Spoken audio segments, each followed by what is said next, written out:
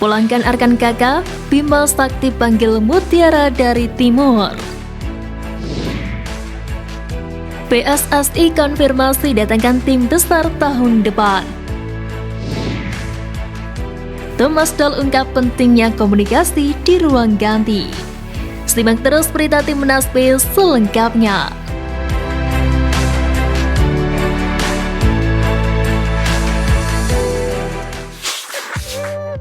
Thomas Doll ungkap pentingnya komunikasi di ruang ganti. Sebagaimana diketahui, Persija Jakarta memiliki pelatih asal Jerman Thomas Doll.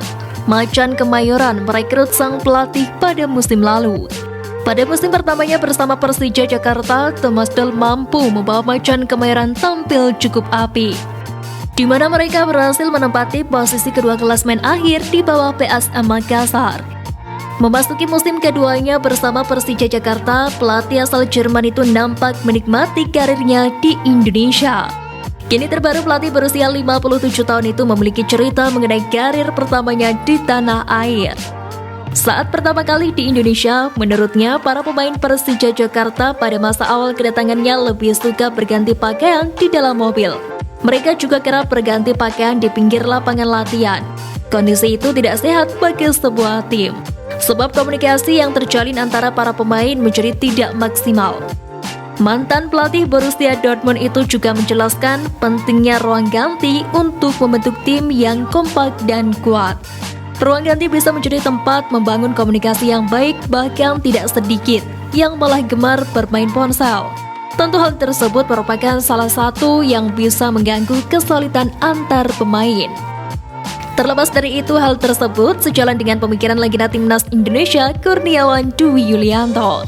Beberapa waktu yang lalu, legenda berjuluk si kurus itu juga sempat menyinggung pemain Indonesia yang gemar bermain media sosial. Berbeda jauh dengan pemain Eropa yang lebih fokus untuk mengejar karirnya di sepak bola.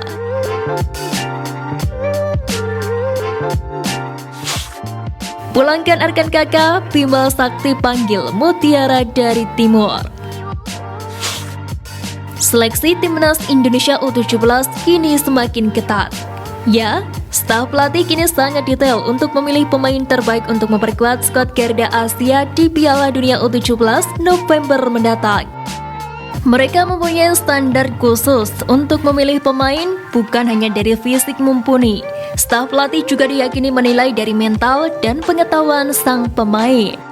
Sebagaimana diketahui, staf kepelatihan Timnas U17 menganut sistem promosi dan degradasi untuk memilih pemain. Sebelumnya juga sudah ada beberapa pemain yang dicoret oleh pelatih, 7 pemain yang dicoret dan akan diganti oleh pemain lain. Kini ada 2 nama baru yang dipulangkan oleh Bima Sakti. Kedua pemain tersebut ialah Arkan Kakak dan Faisal Pratama. Tentu nama Arkan Kakak yang banyak diperbincangkan. Kenapa dirinya dipulangkan padahal dirinya menjadi striker pilihan utama Bima Sakti di 2 ajang sebelumnya? Usut punya usut, sang pemain dipulangkan karena dibutuhkan timnya saat ini, yakni Persis Solo untuk menghadapi Arema pada lanjutan pekan kelima BRI Liga 1. Hal itu dikonfirmasi oleh pelatih Bima Sakti, namun dirinya tidak menjelaskan apakah sang pemain bisa kembali lagi ataukah tidak. Jika menilik ke belakang, PSSI sejatinya sudah memiliki kesepakatan dengan klub Liga 1 jika kepentingan timnas harus didahulukan. Dan jika alasan Arkan Kakak memang dipulangkan hanya untuk kepentingan klub, jelas itu menyalahi kesepakatan PSSI dan klub Liga 1.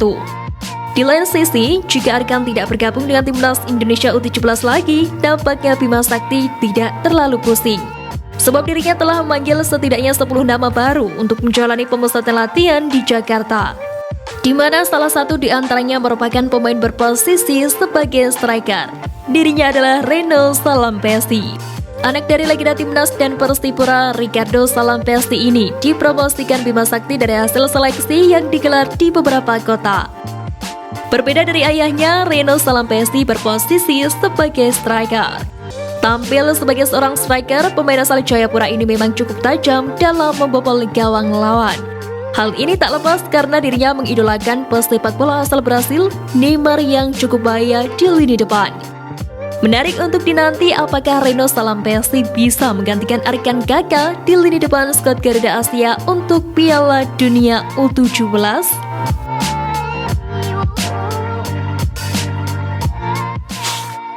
PSSI konfirmasi datangkan tim besar tahun depan. Sebagaimana diketahui, PSSI memang menargetkan paling tidak dalam 1 tahun sekali timnas Indonesia bisa melawan tim besar. Sebelumnya pada FIFA Matchday periode Juni lalu, timnas telah menghadapi juara bertahan Piala Dunia 2022 Argentina. Seusai skuad Garuda melawan Argentina, tentunya banyak pihak yang menanti timnas akan menghadapi negara mana lagi.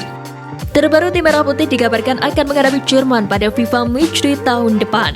Tentu saja kabar ini disambut baik, bahkan komentar-komentar di media sosial pun beragam dan mengaku tak sabar melihat Sintayong kembali menghadapi Jerman seperti pada laga Piala Dunia 2018 lalu.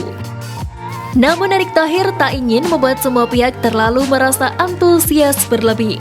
Dirinya dengan gamblang menjelaskan bahwa saat ini PSSI memang masih menjalin komunikasi saja. Untuk lawan timnas Indonesia ini akan diumumkan tepat di akhir tahun nanti. Mantan Presiden Inter Milan itu menjelaskan bahwa memang sudah ada beberapa negara besar yang dikirimi surat oleh PSSI. Dalam surat tersebut tentu saja PSSI mengajak negara-negara tersebut untuk bisa menjadi lawan timnas Indonesia di FIFA Matchday mendatang. Oleh karena itu, PSSI pun mengaku telah menargetkan negara-negara hebat di dunia sepak bola ini seperti Spanyol, Brasil, Portugal, Jerman, dan lainnya. Tentu saja ini dilakukan karena PSSI ingin membuat para pemain timnas memiliki pengalaman yang bagus. Marcelino Ferdinand dan kawan-kawan diharapkan bisa belajar banyak dari pemain-pemain berkelas dari negara-negara hebat tersebut. Namun Erick menegaskan bahwa PSSI masih dalam ranah melobi dan belum mendapatkan jawaban. Jadi menurut kalian, siapa yang bakal diundang PSSI untuk menjadi lawan tanding timnas Indonesia di FIFA Matchday tahun depan?